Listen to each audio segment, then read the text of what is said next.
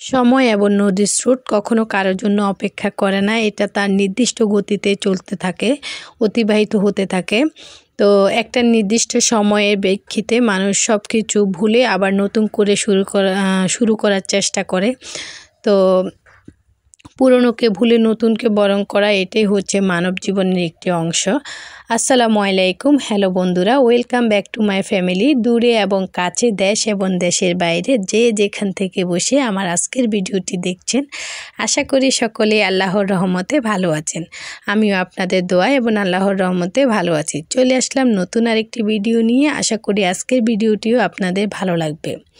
এই ভিডিওটি প্রায় 2 মাস আগে করা ভিডিও, যখন আমাদের বাড়িতে বন্যার পানি উঠেছিল এবং বন্যার পানি চলে যাওয়ার পরে এই ভিডিওটি করা। আর সেদিন ছিল আমার মেয়ের জন্মদিন। তার জন্মদিন উপলক্ষে যতটুকু সম্ভব হয়েছে করার চেষ্টা করেছিলাম। মন মানসিকতা ভালো ছিল না, তারপরও যতটুকু সম্ভব চেষ্টা করেছি। আসলে ছোট মানুষ, এত কিছু তো আর বুঝবে না, পরিস্থিতি বোঝার মতো বয়স এখনও হয় নাই। তো এই জন্যই কিছুটা হলেও নিজেরা চেষ্টা করেছি। এখানে তার পছন্দের বিরিয়ানি রান্না করছিলাম। আগে আমার মেয়ের এতটা পছন্দ ছিল না, এখন যতটা বিরিয়ানি পছন্দ করে। তো এখানে ওর জন্য বিরিয়ানি রান্না করছিলাম। সাদা যে ব্রয়লার মুরগি থাকে ওইটা দিয়ে। তো ব্রয়লার মুরগিটাকে কেটে ধুয়ে পরিষ্কার করে আমি হলুদ আর মরিচ লবণ দিয়ে ভেজে নিয়েছি। এগুলোকে একটু ভালো করে ভেজে নিলে খেতে ভালো লাগে, তার জন্য এগুলোকে ভেজে নেওয়া হয়েছে। আর ও তো ছোট মানুষ, তো বুঝে না, তার জন্য পরিস্থিতি খারাপ এটা মাথায় রেখেও তারপর যতটুকু সম্ভব পেরেছি আমরা চেষ্টা করেছি ওর জন্য কিছু করার। আর পানি এত পরিমাণ হয়েছিল যে আমাদের ঘরে থাকা পর্যন্ত সম্ভব হয়নি। প্রায় 8 দিন পরে আমাদের ঘর থেকে পানি সরেছিল। তো আমরা আমাদের জ্যাঠা শাশুড়িদের বাসায় এটা রান্না করছিলাম। ওখানে প্রায় 1 মাস 1.5 মাস মতো আমি ওইখানেই ছিলাম আমরা। তো ওইখান থেকে এসে ঘরে কাজ করছিলাম। তো এখানে আমি মাংসগুলোকে তুলে নিয়েছি, তুলে পেঁয়াজ দিয়ে দিয়েছি। মাংস যে তেলটাতে ভেজেছিলাম সেই তেলের মধ্যে তেজপাতা, পেঁয়াজ এবং আদা রসুন দিয়ে ভালো করে এটাকে এখন কষিয়ে নেব। আর আমি সবসময় চেষ্টা করি যে রেডিমিক্স যে বিরিয়ানি মশলাটা আছে ওইটা দিয়ে রান্না করতে আমার জন্য ইজি হয় আর খেতেও ভালো লাগে। তো মশলাগুলোকে একটু ভালো করে কষিয়ে নিব, যাতে করে মশলার কাঁচা যে গন্ধটা থাকে এটা চলে যায়। আসলে সেই সময় এমন একটা পরিস্থিতির মধ্যে দিয়ে গিয়েছিলাম যে এর থেকে বেশি কিছু করা সম্ভব হয়নি। আর আপনাদের সাথে সাথে শেয়ার করা আমার পক্ষে সম্ভব হয়নি। আজকে অনেক দিন পর ভিডিওটা চোখের সামনে এসেছে, তার জন্য ভাবলাম আপনাদের সাথেও শেয়ার করি। আর অনেক দিন আপনাদের সাথে কোনো ভিডিও শেয়ার করি নাই। এখানে আমি রাঁধুনিক যে মিক্স বিরিয়ানি মশলাটা ছিল, এই মশলাটা দিয়ে আমি সবসময় রান্না করার চেষ্টা করি। এটার ফ্লেভারটা আর স্বাদটা আমার কাছে ভালো লাগে, তার জন্য আমি এটা দিয়ে রান্না করি। একটু পানি দিয়ে ভালো করে কষিয়ে নিচ্ছি যতক্ষণ পর্যন্ত না আমার পানিটা শুকিয়ে যায় আর মশলার মধ্যে তেলটা ভেসে ওঠা পর্যন্ত আমি কষিয়ে নিব। এখন আমি ভাজা যে মাংস আর আলুটা ভেজে রেখেছিলাম সেটা দিয়ে একটু কষিয়ে নিব পানি দিয়ে। তারপরে আজকের বিরিয়ানিটা আমি অন্যরকমই রান্না করার চেষ্টা করেছি। শুধুমাত্র যে সবসময় আমি মশলার মধ্যে মাংস কষিয়ে তারপর চালটা দিয়ে দিই, আজকে আমি আলাদাভাবে চালটা রান্না করার চেষ্টা করব, মানে আলাদাভাবে চালটাকে ভেজে তারপরে মাংসগুলো দেব। তো আজকে একটু নতুনত্ব আনার চেষ্টা করেছি। তো যাই হোক, এখানে আমার মশলাটা ভালোভাবে আমি কষিয়ে নিতেছি। যা বলছিলাম, তখন পরিস্থিতিটা এমন ছিল যে ঘরে ঢোকার মতো অবস্থায় ছিল না। ঘরটা একেবারে কাদা হয়ে গিয়েছিল আর সব কিছুর মধ্যে ময়লা আবর্জনা সব কিছু একেবারে ভেঙে চুরে তছনছ হয়ে গিয়েছিল। ফার্নিচার সব কিছু আমাদের নষ্ট হয়ে গিয়েছিল। তো কি করব, আসলে সময় তার নির্দিষ্ট গতিতে চলতে থাকে আর মানুষ সব কিছু মোকাবেলা করার মতো পরিস্থিতি নিজেকে খাপ খাইয়ে নেওয়ার চেষ্টা করে। তো আমরাও চেষ্টা করেছি।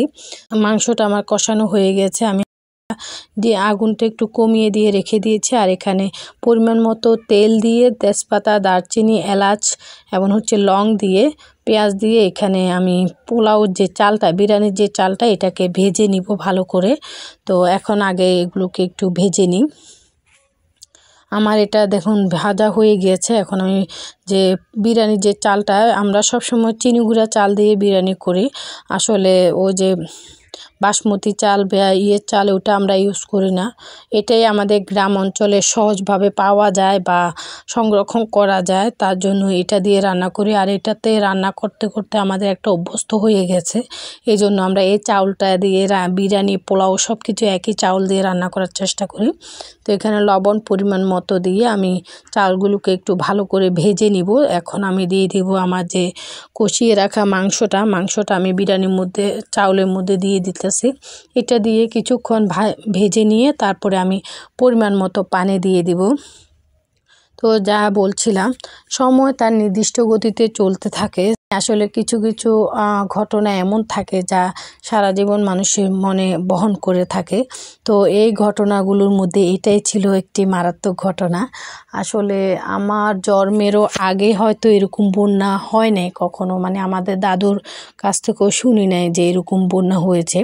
এবার মতো যে ক্ষয়ক্ষতি মানুষের হয়েছে, জীবন যেভাবে মানুষের আর্থিক ক্ষতি এবং শরীরের ক্ষতি সব কিছু আসলে অনেক পরিমাণে ক্ষতি হয়েছে, তা ভাষায় বর্ণনা করার মতো না।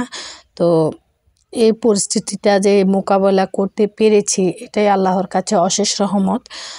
শুকরিয়া যে আল্লাহ তাআলা আমাদেরকে ধৈর্য দিয়েছে এবং আমাদেরকে সব কিছু থেকে রক্ষা করেছে, তার জন্য আল্লাহর কাছে লাখ লাখ শুকরিয়া আদায় করি।